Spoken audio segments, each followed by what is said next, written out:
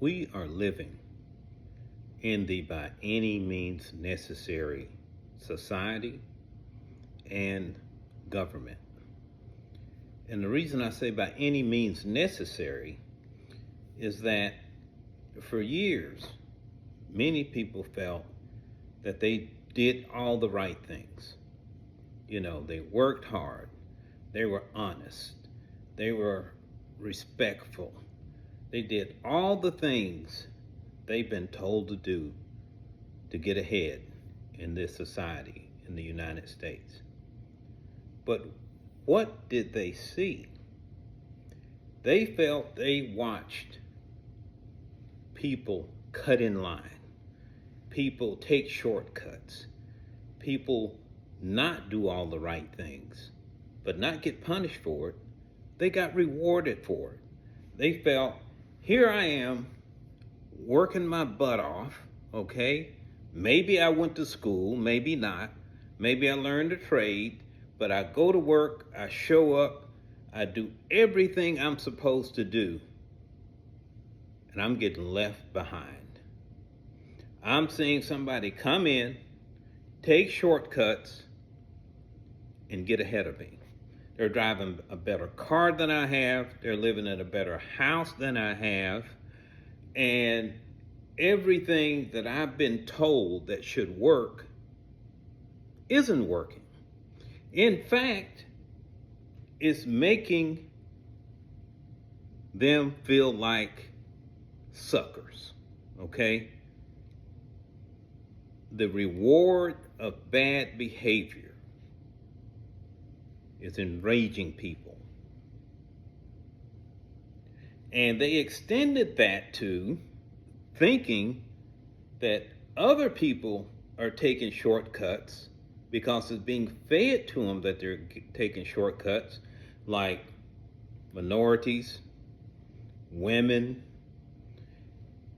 LGBTQIA plus people, because they were constantly hearing this drumbeat in their ears about DEI or affirmative action, but it was being spun in a way that they felt these people are being catapulted over me because these companies, these schools, whatever, are trying to fill some kind of quota on race, on sex, on LGBTQIA plus, on religion, ethnicity, whatever it is.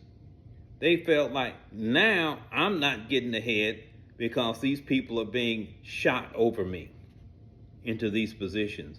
And I'm the guy that's following the rules and being left behind. Whether that's true or not is besides the point, because someone like Donald Trump saw an opening and came in and exploited it. He amplified those feelings of, I have been left behind by someone taking shortcuts. It's time for me to get my own by any means necessary. So Trump said, hey, I'm your guy. I'm your champion.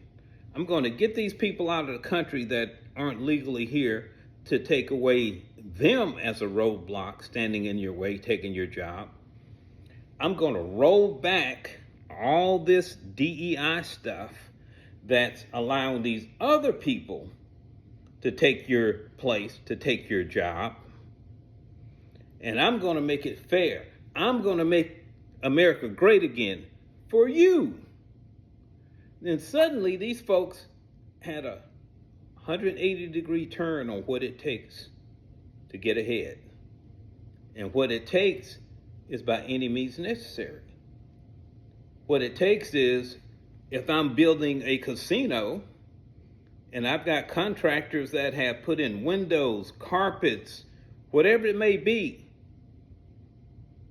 well, maybe I just don't need to pay those folks after they do their work, because Donald Trump didn't.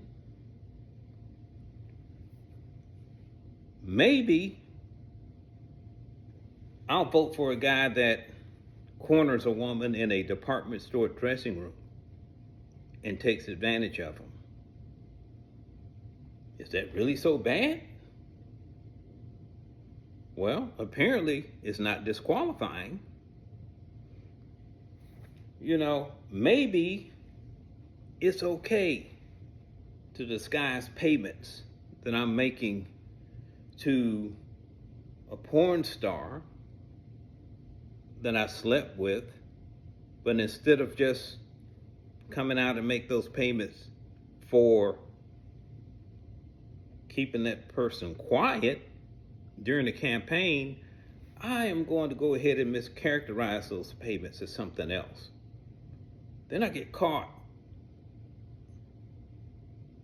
and it's considered a fraudulent practice. Well, maybe that's no big deal. This guy still became president, and he said he is going to fight for me and push those other people aside on my behalf. So now we get to current times. Maybe it's okay as president for my guy to place tariffs on almost all the countries in the world, throw the stock market into a tailspin, tell people, hey, it's a good time to buy on my Truth Social posts. People come in, buy low, since I sunk the market. And then they sell high because I removed most of the tariffs for 90 days. They made a lot of money and created a lot of wealth for themselves. Maybe that's okay. But, in some circles, that's considered possibly criminal. Martha Stewart went to prison for that. It's called stock manipulation or insider trading or whatever. But folks are saying, hey, look, these people got theirs. Never mind the folks that got their dreams crushed. Never mind the people whose retirement accounts were flushed down the drain and won't recover for years. Never mind the small businesses that may have to go out of business because they'd already spent the dollars for their inventory in China. And now that inventory has 145% tariffs on it. It's going to cost more than I invested, more than I would make in profits if I, don't pass all of this on. And if I do pass it on, I probably won't sell much of it. But some are saying, I can't even afford to bring this stuff over to the United States. I've got to pay that massive tariff, and I don't have any money because I spent it on getting my inventory purchased from the factory in China. I'm out of business. The soon-to-be retiree is saying, I can't retire. My 401k went down too much. I've got to keep working. But in this world, that's just collateral damage. Because after all, we're in the by any means necessary world.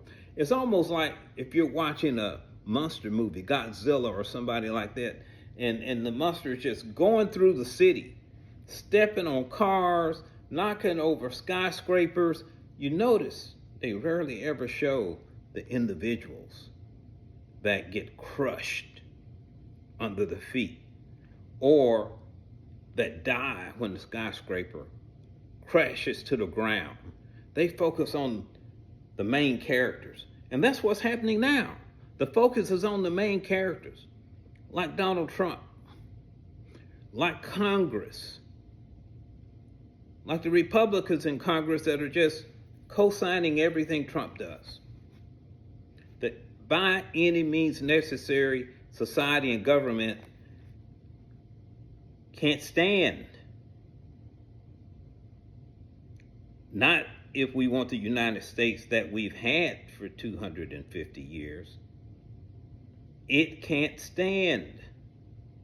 So the question becomes, what do we do when all of these people are living in the by any means necessary world? We have to speak up. We have to be persistent. We have to be loud. And we have to beat down the doors of our representatives and let them know that whether Donald Trump and Elon Musk back a candidate to take them out during the next election, we're going to take them out because we're not voting for them anymore. You're not doing anything for us as you pledged in your oath. You're just going along thinking that you should be more afraid of Donald Trump and Elon Musk than of the people that put you in office. No, you should be more afraid of us because you're crushing us. You're laying off people by the thousands in the federal government, and nobody cares about these folks. You're breaking these people. And then you tell them, you didn't deserve your job. It's not a real job. I mean, just all kinds of heartless nonsense. No empathy. So here's my thing. When you get into a by any means necessary situation like we are in the United States, then we have to use by any and every means necessary to express we're not going to put up with this crap. We've had marches in the street. We've had people getting thrown out of town halls with their congresspeople. We've had congresspeople ducking town halls. Well, you can't duck and hide from the people that are going to be coming at you because you're destroying their lives. And that's not what any of us voted for.